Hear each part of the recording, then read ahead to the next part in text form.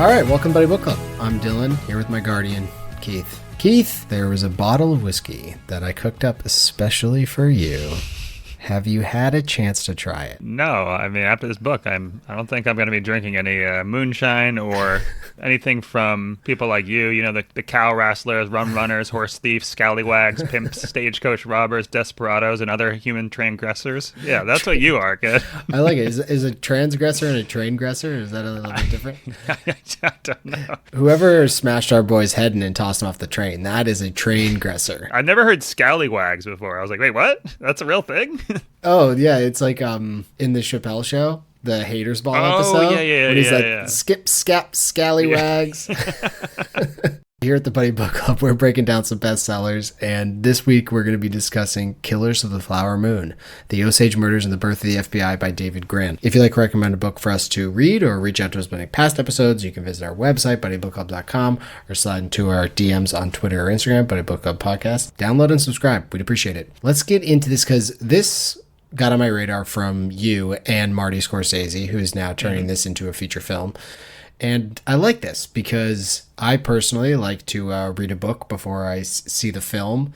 This one's a little different. Usually they're fiction stories that we then go and see in the theater, and then we're like, the book was better. Oh my God, you guys didn't read the book.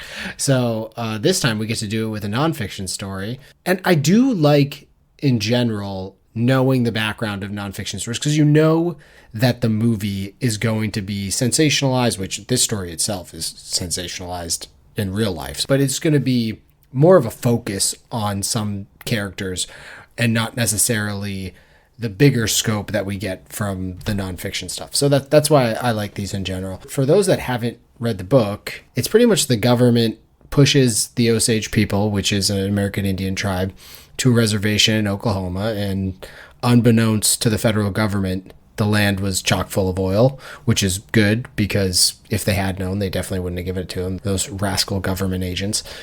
And I mean, we're talking a good amount of oil. Like in 1923 alone, the tribe took in $30 million from the oil fields, which is equivalent to about $400 million today. So lots of cash going on in Pawhuska, Oklahoma.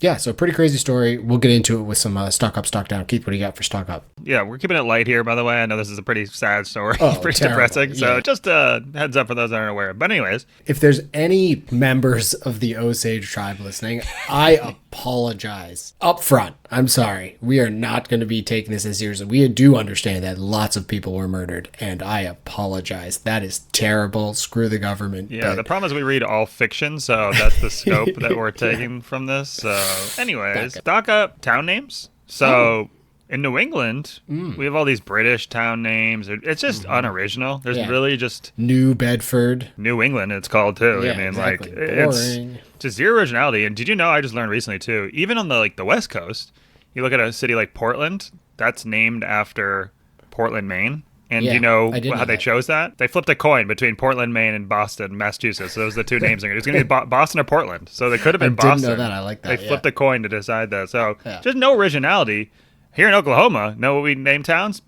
Whiz Bang. You know why we named it that? Because all people do is whiz during the day and bang during the night. I mean, this is what we need. This is a great town name. I mean, I looked up the Wikipedia too because I was like, is that real? It's a real town, or was a real town, or maybe that was like the nickname for it, but it's Whiz Bang, Oklahoma and Wikipedia.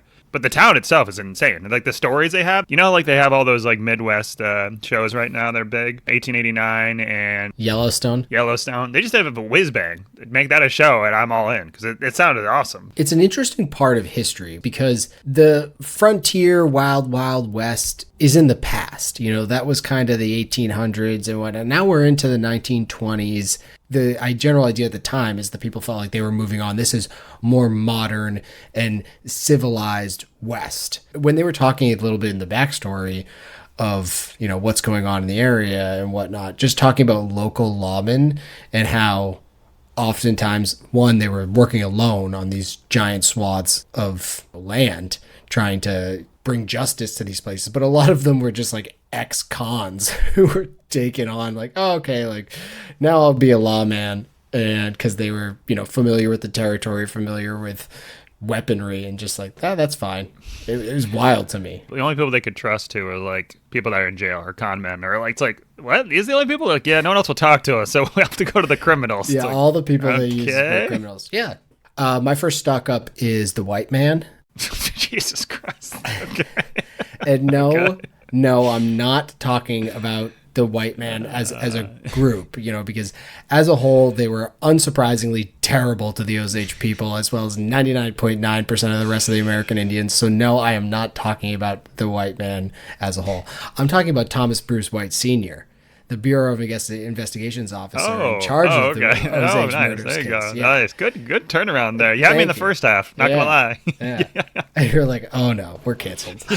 But he's exactly what you want from a lawman. And Tom White doesn't come into the story really until part 2. The book's kind of broken up. Like, part 1 is more of a history of what's going on. Part 2 is more of the investigation into the murders. Whereas then part 3 is like fast forward, the journalist looking into other murders. Which is interesting, too, in the audio version, how they do 3 different narrators for each section. I also thought the last narrator, was the author, because he was not very good. I thought it was, too. Was it?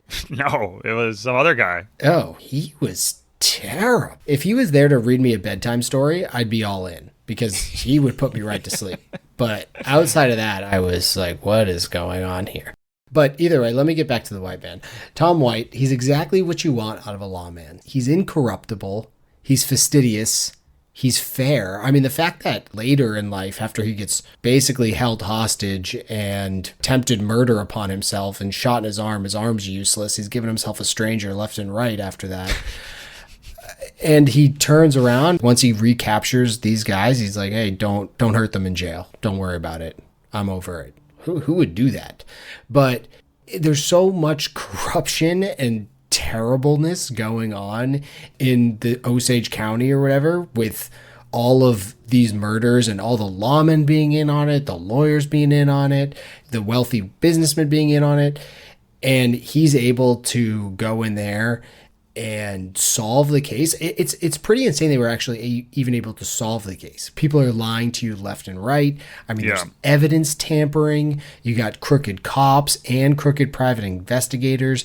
He's coming in months or sometimes years after these events took place and trying to solve these cold cases pretty much. Mm. It's wild considering that they have a show on TV that's called Cold Cases, and it's people with like current forensic evidence trying to solve cold cases, and they can't do it. And this guy doesn't have any of that at his disposal, and yet is still able to go in there by basically saying, okay, there's so much corruption in here. I'm going to be the face of the investigation. All my other agents are going to be working undercover and like trying to get different stool pigeons to give us information. And then we're going to work the case all over again, starting from stage one. I also liked how the issue wasn't, there's so many people here and we have to sift through people and find who the bad guy is. The issue is that there's so many bad people, they have to figure out which bad person is the actual person that's killing people. Because they're like, this person was cheating on this person and like committed bank fraud and robbed a couple banks, but I don't think he was there to kill the person. It's like, wait, what? Like, that's just his backstory? It's like, yeah. And this other person, he divorced his wife. He beat her multiple times senseless, but I don't think he was actually going to kill this person because he wasn't there. It's like, so every person's just a shithead. And you're just deciding between which shitheads are the worst of them? Yeah, it's like a guess who, and you're trying to solve a crime, but all the faces on the board are either like murderers, bank robbers, safe crackers, train thieves, scallywags, horse stealers, or whatever they call them. Like, it is crazy. So props to Tom White and his crew for actually getting anywhere. I honestly, if this was ever my job, I think I'd be terrible at this because one, you got to read a lot. Like, they're just reading all these testimonies, like, over and over again, like, first eyewitnesses, talking to people, corroborating evidence. It just sounds daunting. I honestly don't know how, like, detectives and stuff do it nowadays. I couldn't even imagine in, like, the early 1900s/1800s. It's wild. What else do you have for stock up? Stock up. Cheersing. Cheersing with a glass? Clinking glasses, yeah. I mean, everyone agrees prohibitions was stupid, right? And people like to drink. They'll find a way to drink. But I didn't realize this would be like the perfect excuse back then just to poison everyone. Because the reason that people were able to get away with so many poisoning is because people didn't have a regulated bar they could go to.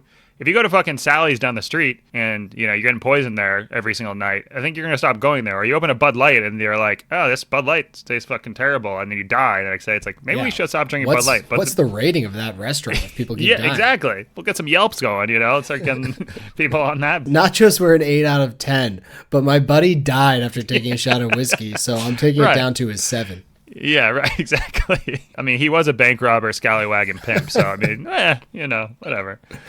But, I mean, the Osage people are just dropping left and right from being poisoned. And most of the time they said it was basically because of moonshine. Like, people were like, come over and drink some moonshine. It's like, well, that's unregulated. There's no way anyone could be like, this moonshine was terrible, because you never know. Oh, and the reason why he's cheersing his stock up, I forgot my stock up, is that back in the day, the reason that you cheers is so you spilled some of your drink into the other person's drink. Once one person dies, every time there's moonshine, I'm like, you drink first. Oh, straight like Princess Bride situation. Exactly. I'd be getting a little bit more cautious on this, or at least spilling some of my drink into theirs so they get the same effect. Yeah, it's like, if I'm going to die, you might as well die too. Yeah, no, I get it. This is the same thing that's happening with fentanyl. Just make cocaine and all the drugs legal, and we won't have to deal with this, right? Well, you took it to a different place, but yeah. I mean, I understand that they're systematically trying to attack Osage people and kill them, so it's a little different than fentanyl, but at the same time... No, I get it. Yeah, be Portugal or whatever, where they legalized all drugs. I don't know too much about making bathtub gin or moonshine outside of watching Moonshiners on Discovery Channel, but it seems like, in general, you kind of boil some fruit or vegetables and you distill it down into alcohol. How does people get poisoned from that? I guess I don't know where the poisoning comes in. But I'm saying, in general, they were saying, oh, it was bad booze or whatever the case is. It's usually when it's too strong, right? It's because you can go blind if you have moonshine that's too strong. Good God. At least you died doing what you love. Yeah, so that whole thing was wild. Just the fact that it was just accepted across the board. Like, oh, no, they died because of consumption. It's like, what? Like, imagine. It's just like, that's a thing these days? Wait, is consumption over drinking? Yeah. What's the one that's diarrhea? Dysentery. Oh, okay. Carry on. Consumption from dysentery, you could definitely die from. Oh, okay. If you were drinking someone else's diarrhea. Isn't that how what's-his-name died? Elvis? No, he just died of a heart attack on a toilet, I think. Okay.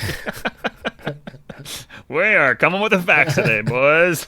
Also not 100% sure. Could be making that up. Elvis fans out there, let me know. My next stock up is forensics in general. I was kind of dancing around this in my last stock up, so I didn't want to burn a 2-for-1 here, but it's not that long ago. Like 1925, 1930. 100 years ago. That's pretty long. It is, but it isn't. Like, in the grand scheme of things, it's not that long at all. They're just figuring out the idea of mugshot. Granted, like, photography is somewhat new, which is crazy, but like mugshots and fingerprints, just the general things that you would kind of do for like criminologists. I mean, they're measuring people's ears and their like left foot. Why the left foot and not the right foot? I don't know. Maybe it's more standardized. But if you had a dangerous person in your possession and you were going to let them loose, or you were feared of their escape, how are we going to send their information out to everyone else? It seems pretty standard, but that's also just hindsight. At the time, it didn't. Like, the idea of take a picture of these people so that we know and you can just look at them, as opposed to this wanted poster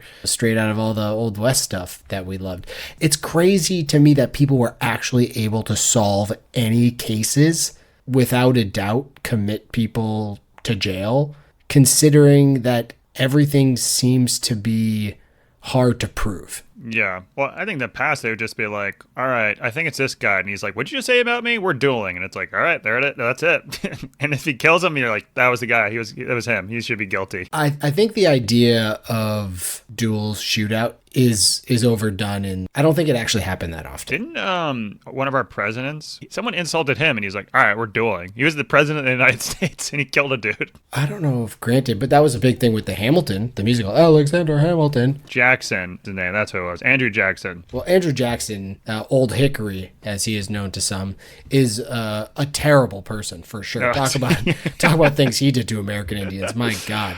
But I don't know any of the history on him, but I always been like, Andrew Jackson is a great president. Well, supposedly he hated the U.S. Treasury, and because of that, he was posthumously they put his face on the $20 bill as like a big fuck you, which is amazing. Wait, how is that a fuck you? Nobody's going to remember that. Well, it's for him. The idea of having the treasury, having this monetary system, he hated it. And they were like, all right, now we're going to put your face on it and you can't do anything about it. But yeah, he also, like, someone came up to him and like tried to shoot him, to assassinate him, and like the gun jammed and he just like beat him over the head with a stick that he used to carry.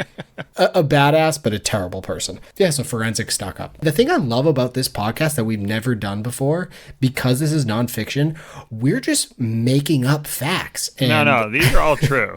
I don't know what you're talking about. People may or may not believe them, but I hope they're doing their I hope they're doing their own research. Quick side piece before you get into your next one. I did go to the library today because I was looking for our next book. And the librarian, they didn't have it, long story short, but she said they may or may not have it at this other library, and just instinctively I said maint. I was like, maint. and she just stopped. And, it's a quiet library. There's literally no one in there. And I'm just correcting this woman who is smarter than I am for sure. And it just shot out of my mouth. I was just like, maint.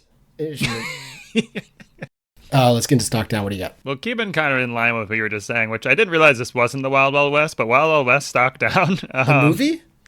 No, not Jim West Desperado, Rough Rada. No, you ain't got nada. Not that one, obviously. I'm talking about just the general Wild Wild West. So some of the Wild Wild West in this book was portrayed was what I thought it was. Everyone's a bank robber somehow. They're just murdering people in the streets. But for the 1920s, I didn't think we had photographs and radios and listening devices until like the 50s. Honestly, I don't know. That's dumb by me, but it just didn't make sense to me. But they also have like this well-organized investigations for what I thought it would be. I mean, they have note keeping. They have all these quotes of people saying things. They have like where they were, what they saw. There's a lot of well-detailed information that's going on here. And we read the book The Body. That takes place, what, in the 1950s, 1960s, maybe, in a suburb. They find a dead body and they're like, yep, this is pretty cool, huh? When they found the dead body in like the water, I was just like, oh, they must see that every single day, so it's probably not a big deal. But then they made a whole big case out of it. So I was like, wait, is this not the Wild Wild West? Like, I thought they're just dead bodies on the street everywhere. Yeah. Am I wrong? No? You are wrong. And then the author kind of proved my point by being like, every single person just is shooting people whenever they want. Like, I remember there was a part in the book where so the guy was trying to steal some guy's jewelry. So instead of like confronting them and like arresting him, they're like, so he waited out in the jewelry store and just shot him in the face when he came through the door. I was like, wait, what? I'm like, that's how they just decided things? So did they just shovel him to the side of the road once he's done with him? Like, what happens there? That last point is an interesting point. One, it's not the Wild West. I mean, at least, the Wild West the way we think about it, like Deadwood, the show and stuff like that, is more like mid 1800s. Anything with a rush in it, I feel like is the wild whatever. Gold rush, the oil rush, anything can happen. Yeah, it's more about these kind of like towns that popped up in the middle of nowhere, are usually around situations like you're talking about, oil or gold or something else. And then, a town was formed and shit went down and there was just like a local lawman. But I think the story about the guy shooting the other guy over the jewelry is going to be in the movie, because I saw a quick cut from the trailer that seemed like it was going to be in there, which is in itself a fascinating story, because talk about a conspiracy. This guy was a witness. The guy that ends up dying was a witness or was like part of the murders or whatnot. So Hale tells him like, oh, you can go rob this jewelry store. The guy's not going to be there. Do it at midnight or whatever the case is. And then goes to the jewelry store guy and says, hey, this guy's going to rob you at midnight. Be ready. And so the jewelry store guy's just waiting there with his shotgun. So when the robber comes in, he kills him. And Hale gets off scot-free for this. It was a perfect setup. Really conniving and brilliant, honestly. But yes, I guess that is okay. And honestly, it probably should be, like the murdering probably should be okay. Like if someone's going to come into your establishment and try to rob Stand you, your ground like, you laws, can do it. I do remember a story about some guy who like kept getting robbed or whatnot and basically set up a mechanism where if someone walked in his door, like a shotgun would go off and kill them. And it happened. The person came back to rob him and the gun went off, killed the guy. And the guy who set up the contraption got charged with first-degree murder. I guess stand your ground laws or whatever the law is defends the idea that you can't just do that. So I guess we've advanced. I don't know. Well, a little bit stock down. I thought it'd be more rugged. Anyways. Yeah, wiki wow. Also, this movie that's coming out for this is 3.5 hours long. What? They must have just not left one detail out, right? Because the book really could have been probably cut in half, right? Because a lot of it was, one, repetitive, and two, it was like stuff you didn't really necessarily need to know. It was good for background information. There's not a 3.5 hour story out of this book that you can put on a movie screen, right? Yeah, it'd be amazing if the first hour and a half was just an Osage woman in her rocking chair just telling you the history of the Osage people. My first stock down is Guardians, but you think that should be a good thing, right? Guardians, I mean, it's right there in the name, Guardian, the one that guards. There's lots of good guards out there. Guardians of the Galaxy, we got security guards, we got point guards, mouth guards, we got left and right guards in the NFL. There's just lots of good guards out there, but the government really ruined it for this one.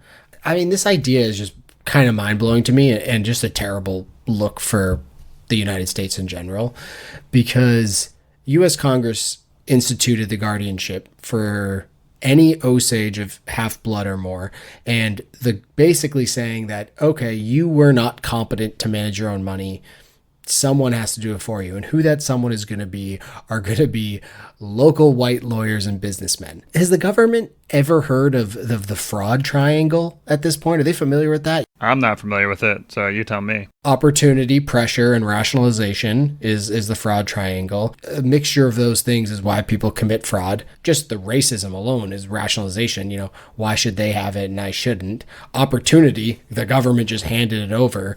And pressure can be anything from societal to internal pressure. It could be like, I can't pay my bills, so I'm going to go and do this. Can you use that same triangle for like anything? Can you be like, yeah, becoming a pro athlete? You need the opportunity, you need the pressure, and you need rationalization. I can do it. Yeah, no, for sure. Oh, okay. Pro athletes are in fraud schemes, is what you're saying? Yeah, positive fraud. Yeah. They're pause fraud. But you got the government agents, and then the guardians are going to be lawyers and businessmen. So between the three of them, is there a more corrupt bunch? Government agents, lawyers, and businessmen? They almost set this whole thing up to happen by instituting this guardian program, which was terrible. I mean, it's mind-blowing that this was a thing and continued to be a thing throughout the 20s until they finally said, oh, okay, we're going to take that back. But the murders were already done. So just terrible. It's not a good look for the history of the country in any way. It's not nearly any way comparable to it, but the NCAA sports stuff was like that. They're like, they can't be paid. They can't be trusted with the money. They're not pros, all that stuff where they're just like reaping the benefits of these people, and they were like pretending like they couldn't handle the money or something like that. I don't know what the reasons they're arguing. And if you don't think there's a ton of just underlying racism in that as well, you're crazy, because that was definitely involved in it too. Like, well, they're going to go spend their money on whatever and whatever and whatever. It's like, who cares? Who cares if they spend their money? It's none of your friggin' business.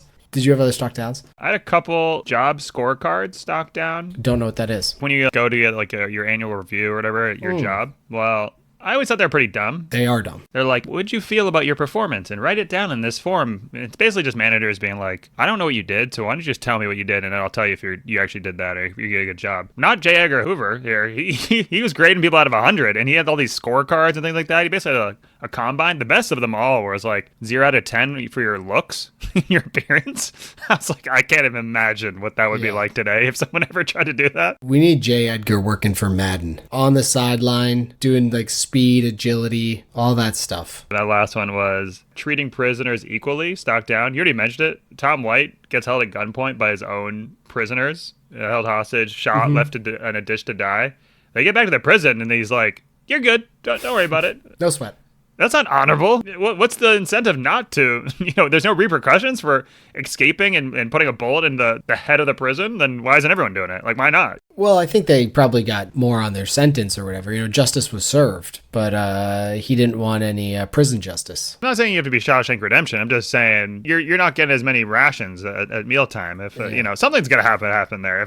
If you're breaking out of prison and you're putting a bullet in me. Yeah, I'd want to see Oz brought back, the HBO series, but it's Leavenworth, Kansas, in the mid 1900s. All these period pieces here. Let's have a prison period piece going on. Yeah. My last one, though, is just the justice system in general. Pretty low stock. William Hale did some terrible things. I mean, he was the main person in the conspiracy for this story, and the amount of murders and deaths that probably all trickle to him to one degree or another are 10s, if not 20s or 30s or 40s. and he gets paroled in 1947. It's like a 20 years in jail after getting a life sentence. He's like 20 years in jail and then gets out. What? Yeah, it's pretty dumb. You can argue about capital punishment or whatever it is, like killing people, electric chair hanging them, whatever the case is. I don't want to talk about that, but he's got to at least spend his life in jail. Yeah. I actually didn't mind what they did back in the day, though. It's either you get killed, right? Capital punishment. So you're either just getting hanged or you're going for quote unquote life in prison, which is like 20 years. I actually think that's probably a better way to do it, honestly, because what's the point of putting someone in prison for the rest of their life? Just so you don't kill them, I guess? They're going to die in there. You're putting him to death. He's not going to have a life anymore. I'd rather either have them killed immediately. Is this dark? Kill them immediately or give them 20 years. They can rethink what they did and they come out as a 70-year-old or 60-year-old and they can live another life. They do it again, they get killed. I mean, easy peasy. Well, that's the point is they don't let them out so they can't do it again.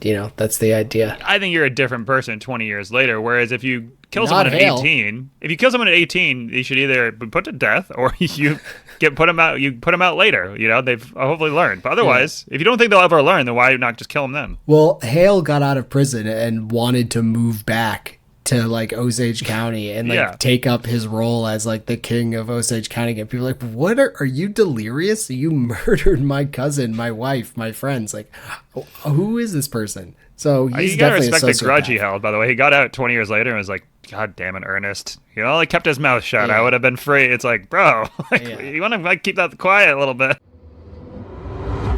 I'm not sure if we really have a character here or a person from history. Quick shout out to Blackie Thompson. That's the guy they release out to help with the investigation. He's a bank robber. He immediately robs a bank instantly and then kills someone. And then they're like, shit, that wasn't supposed to happen. And then they're like, all right, we're going to have to rely on this guy's testimony, though. He's just playing both sides. I know it's a real person, but what a character in real life. Yeah, I mean, maybe this happens in the justice system now, but the amount of times people are changing their story or going back on stuff, or even the court scene when William Hale's lawyer is like, I want to talk to Ernest for a second privately. Okay. They just allow that, and he talks to him, and Ernest comes back. I was like, no, I'm actually not going to be a witness here. It's like, wait, what?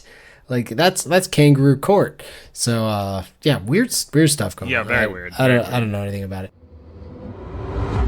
Let's get into love-hate quickly. What'd you love? I mean, it was well researched. Like I said, I didn't think there'd ever be this much information from stuff back then. It was kind of crazy how many quotes, how many things were actually captured. Yeah. I thought that was kind of just all lost to history. It was kind of passed down and, the victors write the history pages. And so we just kind of heard what stories have been passed down, but they have everything recorded. Yeah. The fact that there was so much written down, and at the end of the book, when the reporter decides to go back and is able to find all of this information and actually glean even more information from the case, like more than Tom White was able to, and the surrounding cases, it's mind-boggling. For sure. That Dewey Decimal System that Hoover was all about is definitely helping out in cases like this because, it was extremely well-researched. There's tons of information. I loved the actual story of what was going on with Molly Burkhart and Anna Brown and Rita and Bill Smith, William Hale, Ernest Burkhart. That whole thing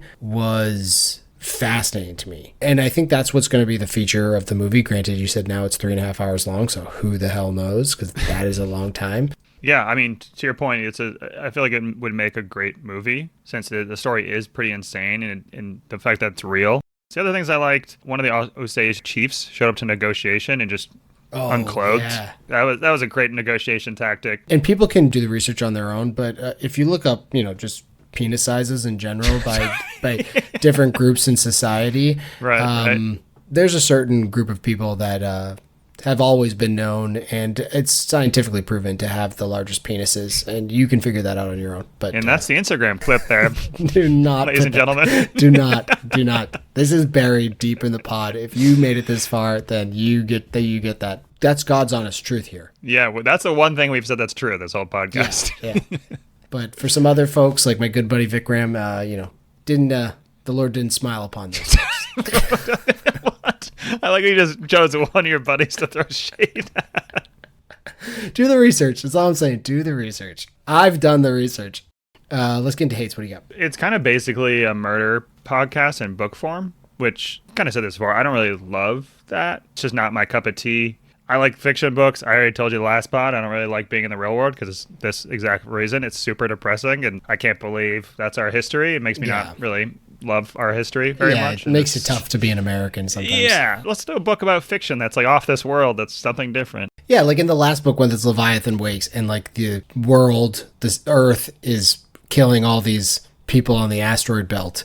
You're like, wow, the world sucks. Yeah. But it doesn't make me feel anything. Exactly. This is like, oh, the U.S. government did this. And I'm like, oh, God. I'm not a big fan of part 3 of the book. And I'm probably being a dick, but it was pretty boring. You know, it's mostly just a really long epilogue. And I know that it's super important. I do understand that because it was all to show how this William Hale story, and fuck William Hale, but you know, it is a lot of his story. It barely scratches the surface of the depth of this conspiracy, and that potentially, you know, hundreds of Osage were killed by mostly white people trying to get their hands on this oil money.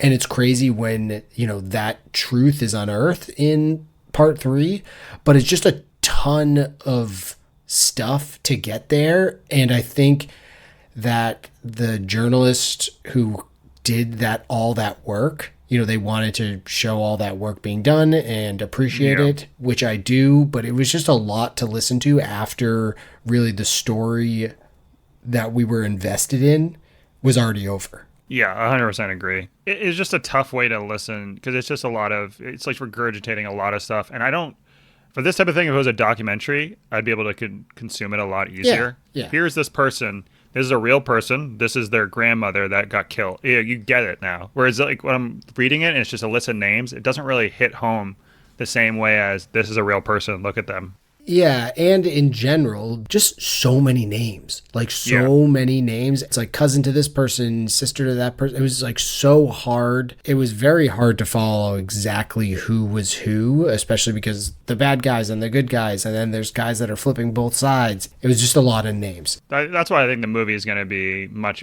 better. I wish that it was written, again, this is like, I just don't like nonfiction. This is me saying that. But I wish it was written like that Gettysburg one we've read, where he takes the quotes, right, but then he puts it into the person and makes their personality, right? So you're like, we are inside the head of Ernest. I think that would be a really interesting character study of like what he's going through, and then we're in the head of Molly, right, or we're in the head of J. Edgar, we're in the head of Tom White. That would be kind of really interesting to see each of the perspectives with their quotes in there, because then you could be like, oh, this is a true story, but I took liberties, guess what they were thinking.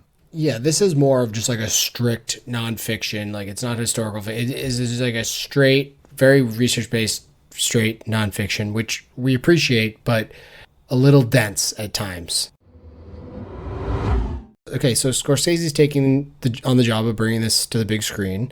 It's got a $200 million budget. Leo's in it, and naturally, as he's playing Ernest Burkhart. He was supposed to play Tom White. They supposedly wrote Tom White for him, but he pushed Marty to instead let him play, and I can say Marty because we're on first name basis, to instead let him play Ernest Burkhart.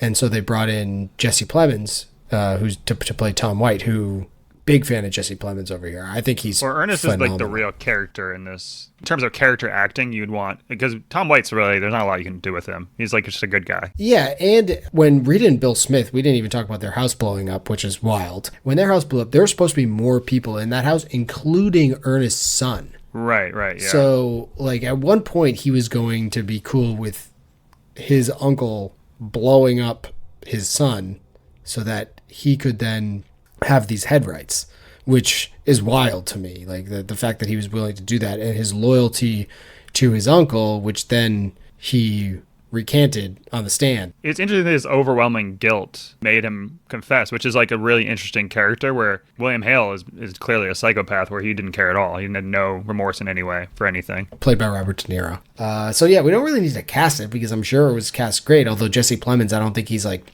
6'5", Tom White really was, but he can give himself a stranger. Keith, Would you recommend Killers of the Flower Moon? The book itself I wasn't a fan of. I wouldn't recommend it, but I do think the story is incredible. I think I would recommend anyone to check out the wiki page or go see the movie. I'm excited to see it. It is 3.5 hours long, so we'll see about Scorsese's. He needs to get a better editor, I think, but we'll see how it is. I would suggest that if anyone is interested in nonfiction involving the American West / American Indians, Empire of the Summer Moon, which is like the Quanah Parker story, who is chief of the Comanches, I want to say.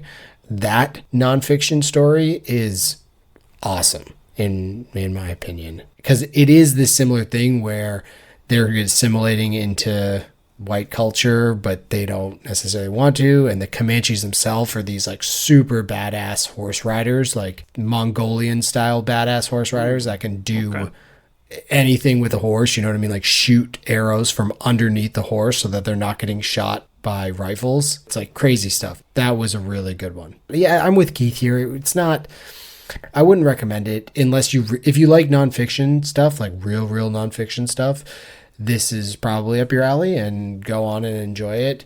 For me, I was just kind of waiting for it to be over when it was part 3. I did enjoy part 1, which was kind of like the backstory stuff, but it was also like a lot of that.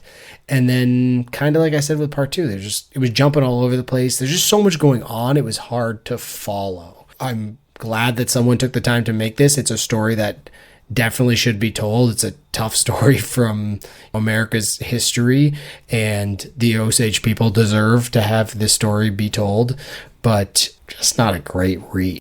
What do we got coming up next? All right, next, a D-Man special for Halloween, Scary Stories to Tell in the Dark by Alvin Schwartz. This just came to me. We were kind of talking about what our next book was, and we usually have some ideas in the hopper, and we were kind of in a lull, and this just came to me because it's almost Halloween. I thought it'd be fun. Everyone's read this when they were in elementary school. Like, I'm super excited to reread these short stories, and we'll have a fun Halloween pod for everyone. So I'm excited for that. But Keith, always good talking to you. This was Killers of the Flower Moon. Go out and check out the movie if you've read it and you listen to us. We appreciate it, and we'll catch you for Scary Stories to Tell in the Dark. Bye now.